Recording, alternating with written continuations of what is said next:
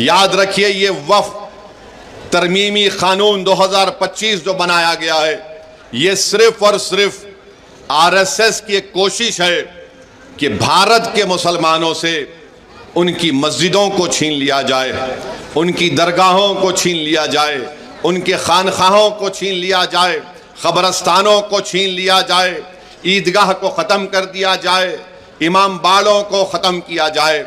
मैं आपसे अपील कर रहा हूँ कि आप इस काले कानून के ख़िलाफ़ मुत्तहिदा तौर पर खड़े हो जाइए और एक आवाज़ में हम सबको ये पैगाम देना है कि भारत के संविधान को बचाना है और वफ़ के कानून को वापस लेना है। मोदी, ये हमारा ऐलान होना चाहिए, क्योंकि यह कानून बाबा साहेब अम्बेडकर के बनाए हुए संविधान के फंडामेंटल राइट्स के खिलाफ बनाया गया है।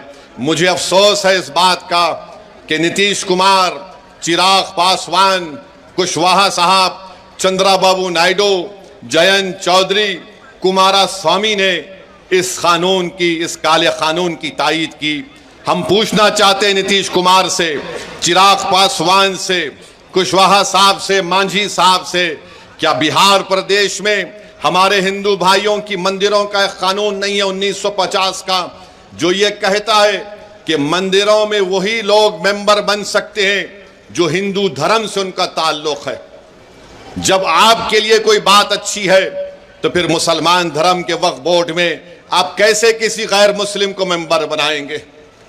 जब आप कानून बना दिए कि कोई हिंदू से सिर्फ हिंदू ही मेंबर बनेगा, तो फिर मुस्लिम वक्फ बोर्ड में आप कैसा कानून बनाए कि गैर मुस्लिम यहां पर मेंबर बनेगा? बनाने की वजह क्या है हमको बताओ आप, मगर वजह नहीं बताते हैं। अरे अगर बोध गया में सिर्फ हिंदू और बौद्ध उसके मेंबर बन सकते हैं, तो फिर बिहार के वक्फ बोर्ड में कैसे कोई गैर मुस्लिम मेंबर बन सकता है? बताओ हमको, समझाओ हमको। तुम समझा नहीं सकते, तुम्हारे पास कोई दलील नहीं है, तुम सिर्फ मुसलमानों से नफरत की बुनियाद पर एक काला कानून बनाए हो। तुम वक्फ की जायदादों को लूटने के लिए इस तरह का कानून बनाए हो। और भाजपा के लोग अपना एक पैम्फलेट निकाले हैं, एक 4 पेज का और एक 15 पेज का है। मैंने उसको पढ़ा, उसमें लिखते हैं कि मुसलमानों में 30% लोग गरीब हैं। और भारत के प्रधानमंत्री अपने भाषण में कहते हैं कि अब्दुल कब तक पंक्चर बनाएगा। सुनो प्रधानमंत्री, 11 साल से आप प्रधानमंत्री हैं, कितने मॉब लिंचिंग के वाकयात हुए, कितने अखलाक और कितने पीलू खान को मारा गया, कितने दंगे हुए। एक बिहार का गरीब आदमी पूना को जाकर एक पंक्चर की दुकान लगाता है, तो इंडिया पाकिस्तान का क्रिकेट मैच हुआ, किसी ने इल्जाम लगा दिया उस बिहार के निवासी के ऊपर जो महाराष्ट्र, बिहार छोड़कर महाराष्ट्र गया, कि इसके बेटे ने जिंदाबाद का नारा पड़ोसी मुल्क के ऊपर लगाया। 24 घंटे के अंदर उसके छोटे से उस पंक्चर की दुकान को बुलडोजर से तोड़ दिया गया। किसने देखा उसको नारा लगाते हैं? और भारत के प्रधानमंत्री कहते हैं कि अब्दुल कब तक पंक्चर बनाएगा। भारत के प्रधानमंत्री, क्या यह जुल्म नहीं है कि एक बिहार का आदमी गरीब यहां से गुर्बत से बचने के लिए पूना गया, तो आपकी भाजपा की सरकार महाराष्ट्र में झूठा इल्जाम लगाकर उसकी दुकान को तोड़ दिया। वो सुप्रीम कोर्ट में अपना केस डाला है।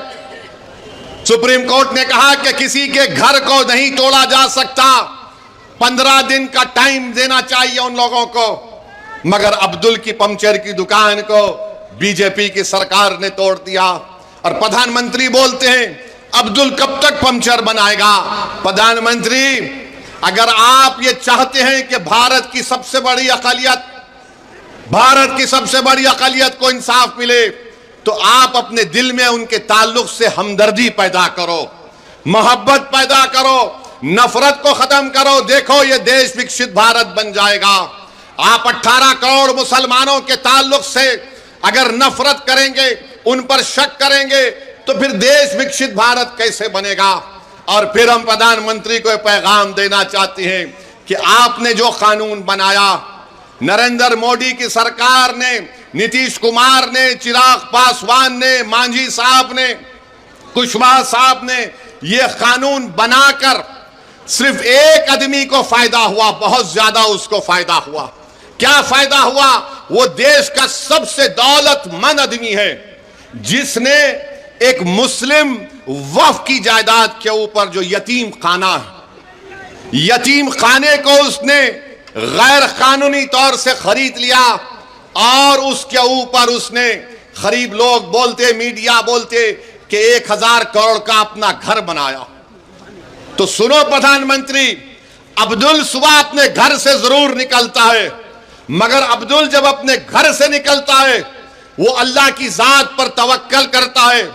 अब्दुल अपना घर प्रधानमंत्री किसी यतीम खाने पर नहीं बनाया है, अब्दुल अपना 20 फीट का घर अपनी जाती जमीन पर बनाया है। यह अब्दुल में और उसमें फर्क है प्रधानमंत्री। आपको अब्दुल से मोहब्बत नहीं, आपको मुकेश से मोहब्बत है, इसीलिए आप यह कानून उसके लिए बनाए हैं। अगर अब्दुल के लिए आपको मोहब्बत होती तो यह काला कानून आप नहीं बनाते। और अब्दुल बैंक को जाकर लोन नहीं पूछता। अब्दुल के ऊपर 10,000 का भी या 20,000 का लोन अगर होगा या 5 लाख का होगा, मगर प्रधानमंत्री आपके दोस्त के पास तो जिसके जू में आप जाकर जानवरों को देखकर आए, बंदरों को देखे, देखा आपने,